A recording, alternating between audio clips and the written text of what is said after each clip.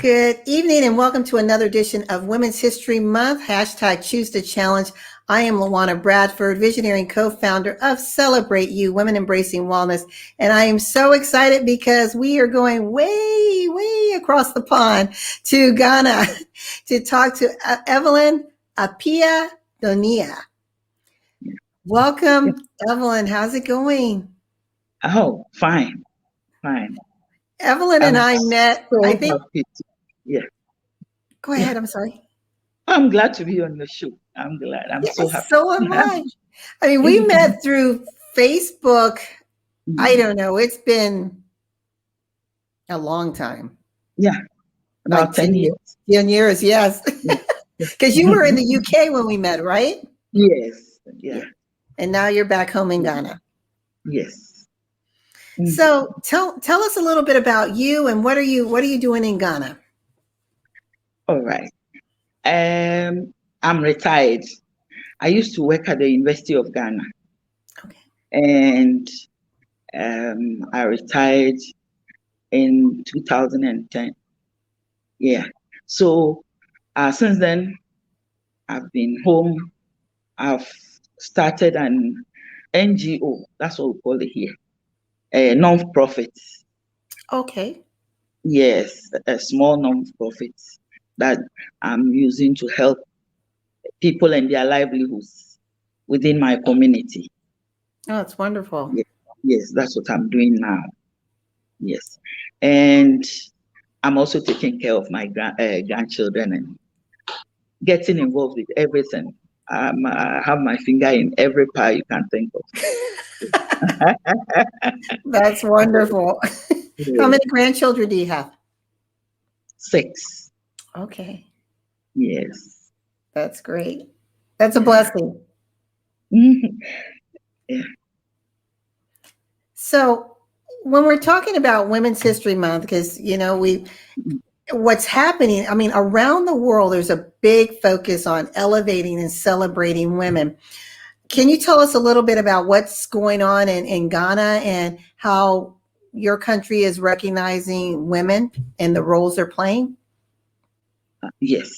In Ghana, we're also talking about what is happening on the international scene. We are all excited that Mrs. Okonkwo Iweala Njoji has become the WTO's first woman Director General. Oh, everybody is excited. Yes, she's from Nigeria.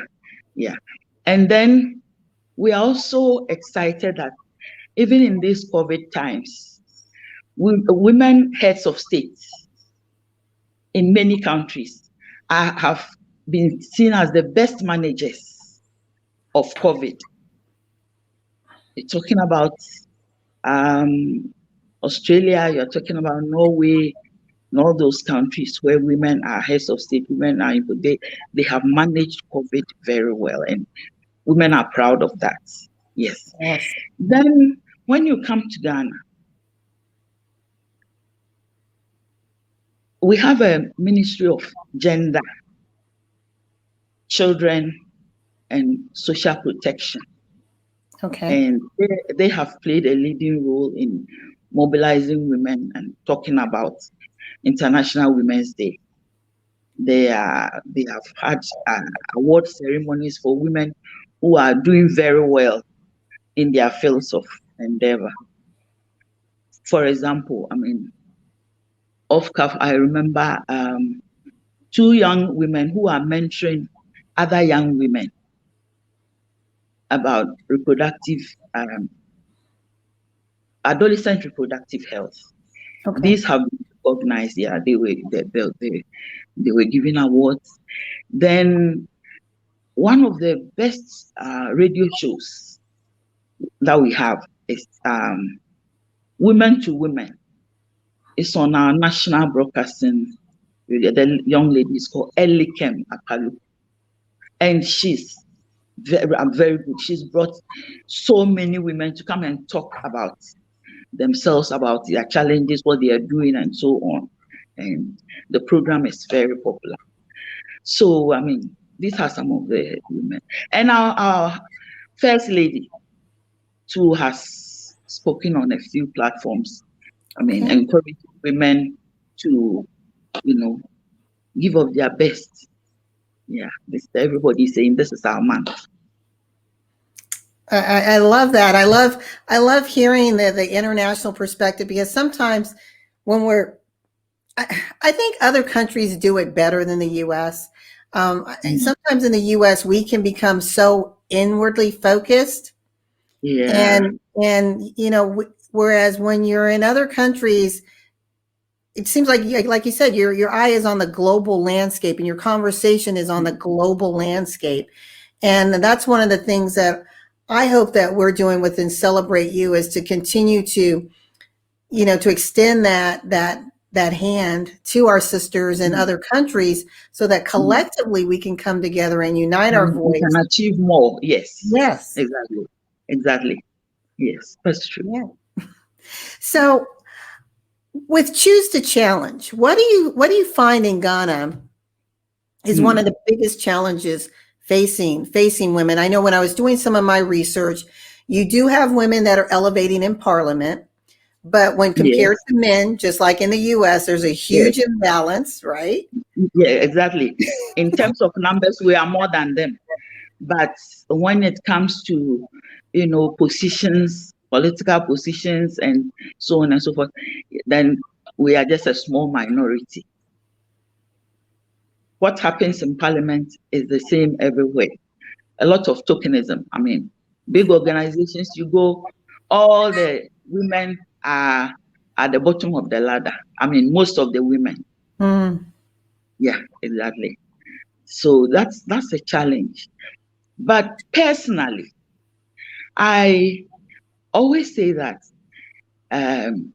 we have this problem because women ourselves are not socializing our children equally. That is my personal view. We are not socializing our children equally. So there's always a gap. The boy child is seen as, special. Girls are loved and everything, but then, um, when you come to, you know, the true situation, it's not like that. For example, when there's not much money or resources, boys will be given uh, the advantage of pursuing further studies first and foremost before girls. Times are changing gradually, yes, Yes. but this is what has created a situation where we have a lot of women who have missed opportunities, who could have done very well if they had been put on equal footing with the boys. Yeah. So, and that's a big problem that you said. It's how we're socializing our children, and so they Yes. grow up expecting, okay, well, this is my brother, so my brother's going to get priority over me. How do we change that narrative? Mm. We can change it right from childhood. As women, we should socialize the children at home. Most of us women are teachers in early child education. You see, so, and most, when you talk about single parenthood, it's usually women who are single parents. You hardly find men, in our culture, the child will stick with the mother till it's independent enough, or something like Mhm. that. So it's our responsibility to make sure that even at that early stage, we let the children know that they are equal and girls Yeah. are capable of doing what boys can do. I mean, in terms of achievement in academics and other things like that. That is what I think. Within within Ghana, Yeah. how what is like here we're really focused on getting women or young girls involved Yes. in your STEM careers, your science, technology, Yeah. engineering, Yeah. and math. Yes. Is there? Do you Exactly. see an We equal have. push? Yeah, we have a STEM program within the Ministry of Education, and you can see that now there's a conscious effort to get girls into sciences, the sciences. There is a conscious effort, and one of the things that I admire most that there's a very popular science quiz program in this country, and the quiz mistress, is a professor of science, and it's just wonderful. And of course, we have schools, girls' schools that perform very well. I always feel that one of the best schools in Africa is in Ghana, and it's a girls' secondary school. Yeah.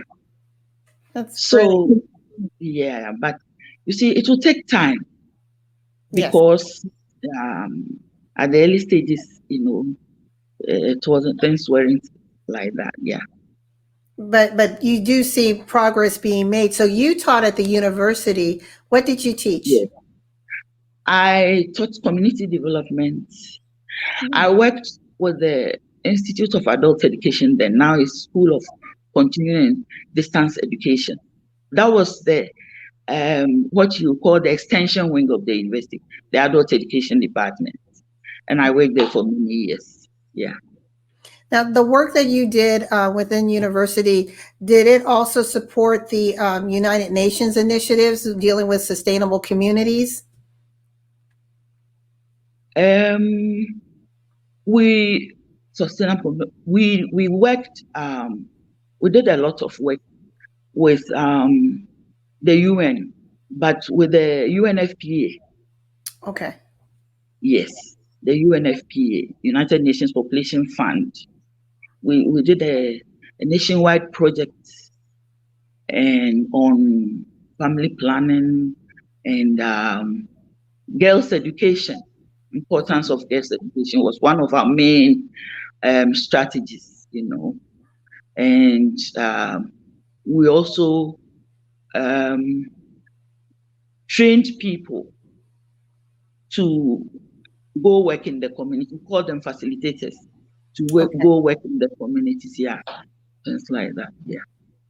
So that's good. So you trained them at university, then you sent them to be hands-on to help the Yes, community. within the communities. Yes, and That's, we had it was quite an interesting program because for the first time we used mass media like films.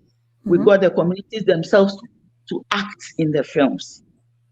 Oh, okay. So wherever you showed it, people saw themselves, they saw their neighbors, and then because of that, we had a lot of people coming, to participate because immediately after showing, there was a discussion about the topics that were, and then they would. It was so interesting. People were like very happy to see their friends and so on. So they got really involved in what we did. That's a wonderful way to get buy-in. So you have the community participating, they have their friends and Yeah, family there, and then you get engaged in the conversation to yeah, help identify solutions. I love yeah. that. I I I I I I wrote a paper when we finished the project. So I'll send you a copy. Yes, I'll please. send you a copy to read about the project. Very, very interesting. Thank Yeah. you. So let's talk about one of the things, and you and I were talking before we started the show about Yeah. when you were under colonialism, Yeah. British rule in the 50s, Hmm. women had Hmm. the right to vote as did Yes. men. Yes, exactly. In 1950. Yes. But then when you gained your independence, that's when we were talking about the Constitution in 1992, then still carrying on that equality as far as voting. Yeah. We still, seriously speaking, every woman has a right to vote in Ghana. There's, there's no there's no doubt about that. It's just that you don't have enough women participating in politics. Mm. Uh-huh. for so many reasons. I don't want to say that politics it's not a very clean field, sort of, because the men are there, they are very aggressive.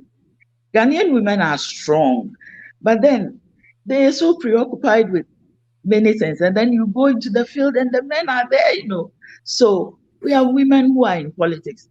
And you see, what happens is that most women prefer to be in the behind the scenes and support the men.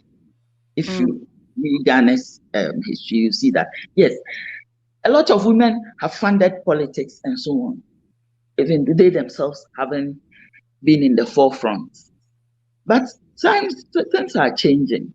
It's just that right now I think we have less than 30% of women parliamentarians. And that's not that's small, but it's growing. And it's the same thing here in the US. I mean, definitely the last 4 years, we've seen a huge swing in our congressional and Senate representation. But just like in Ghana, women fuel financially the political movement. I mean, we're putting a lot of money behind it. Yes. In Ghana, we have women traders, women who trade in the informal sector. They don't have shops, they trade in the open market. Okay. But they have the money. They sell fabrics and everything under the sun. And they manage their money well, and they have money. You see, but then they will go and offer themselves as candidates. I don't know. That's it. Have you ever thought about getting involved politically? No. There's a proverb that says, if you want to know where your grandmother was buried, go and do politics. Oh,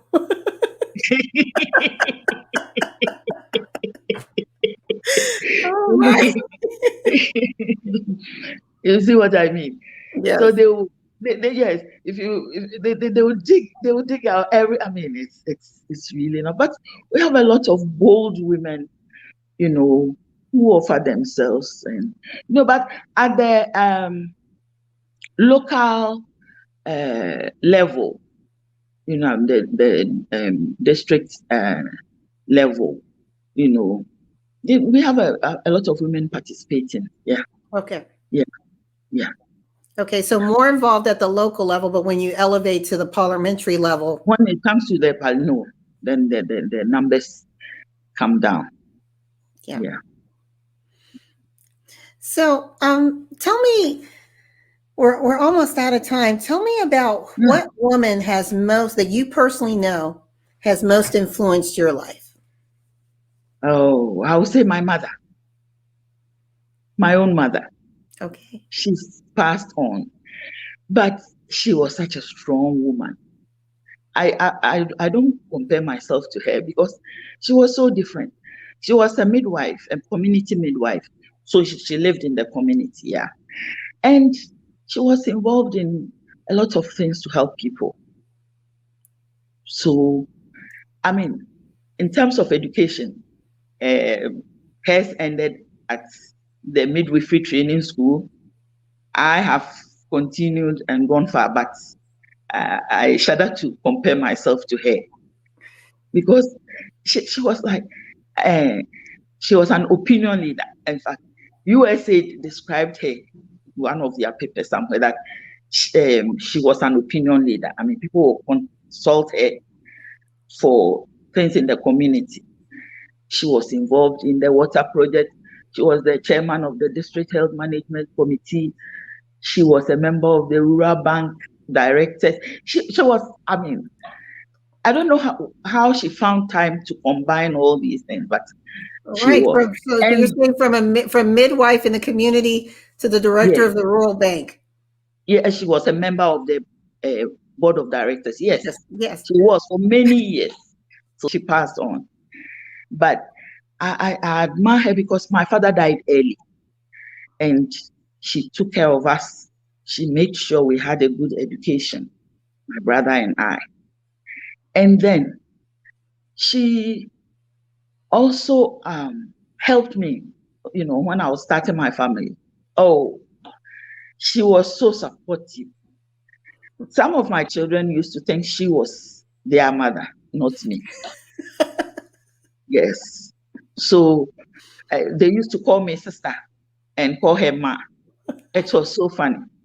But she was game with it. Sadly, at the time when they're all grown up, now I have an empty nest. There's nobody here. She has passed on. Yeah. But she was a very strong woman. I admire her so much. What, if you could think of, and I know there's many, many that you could think of, but if you could think of one thing that she would tell you over and over again, what would that one thing be? My mother. Mm-hmm. She was that didn't I don't know how that has affected me, because she was always telling me to be patient. To be patient? I don't know why. To be patient. Amma, take your time. Take your time. You think about it. Take your time. Think about it. I don't know why because I'm not a very, but she used to think that I reacted quickly to things. She was always, telling me, take your time. Take your time. You think about it first. I don't know, but she was also a family person. She always encouraged me she said, look, in our language, we have something like, baby Aniha is like, this place is like everywhere else. When you are in a hands, it's like, don't think that things are better elsewhere or something like that. So she used to say that, if there's something between you and your spouse, she'll say, oh, it's okay, you just be patient. Just baby, and it's the same everywhere. That kind of attitude. Yeah.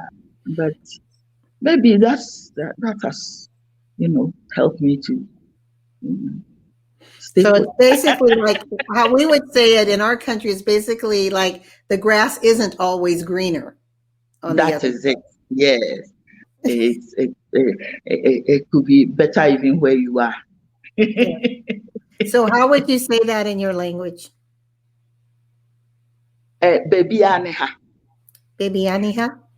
Yes, baby Aniha. This is like everywhere else. Yeah, baby Aniha. Yeah. Yeah. I love your language. It's so melodic. It's so beautiful. And it's so easy to learn. Really? Yes. Well, I'll have to come visit you and stay in Ghana for a little bit. You have to come to Ghana. I do. You have to. Yes, I'm the only one in my family that hasn't been to Africa. I mean, I've traveled all over, but I've never been. My dad, he was actually stationed in Ethiopia for a couple of years.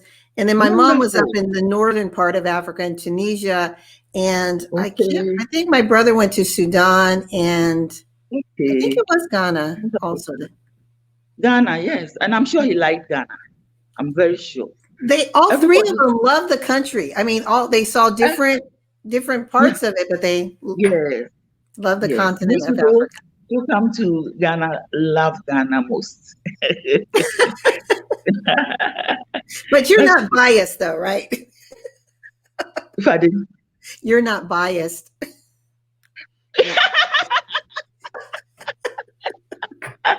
No, when you come, you say, "Oh, Evelyn, you said it." I will come. If I commit to saying I'm going to come visit, I will come visit you. Okay, that would be beautiful. As soon as they open up things, yes, they have to open up things. As I talk to you now, I'm coming to the US for a visit. When? Next month. Early May. Oh, you early are? May. Where are you going to be? Yeah, I'm going to be in Ohio, Columbus. Okay. Yeah. How long are you going to be there? About 6 weeks. Definitely, let's connect when you get here because I'll fly and come see you for a little bit. That would be nice. Yeah. Yeah. All right. That Yeah, would be so you're coming all the wonderful. way over here. I can take a little, 2-hour flight to see you. Oh, I'll be so glad to see you. Thank Yeah, you. that'll be Thank great. you. Thank you. Yes. So we are almost out of time. What lasting words would you like to leave with our listening audience as far as um, challenging themselves to always exercise their voice? Yes, it's you see, if we don't talk, nobody will talk for us as women. And I'm using the example of our country now.